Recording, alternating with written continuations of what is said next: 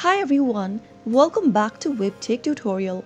In today's episode, we will be learning about how to turn on and off email notification on GoCardless.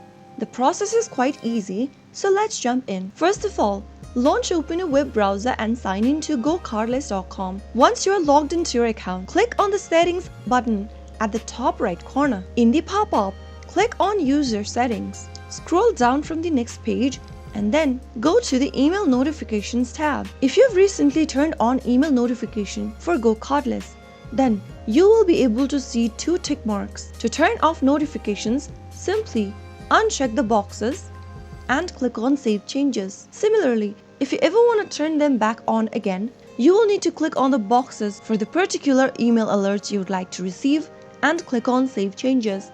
So that was how you can easily turn on and off email notifications on GoCardless. Remember that once you turn off the email notifications, you will not receive any notifications of activity in your GoCardless account. So that is how it's easily done. If you found the video to be helpful, go ahead and give us a thumbs up. Don't forget to subscribe to the channel by hitting the subscribe button. Also, press on the bell icon so that you'll never miss another upcoming upload from us. I will be back again in the next video.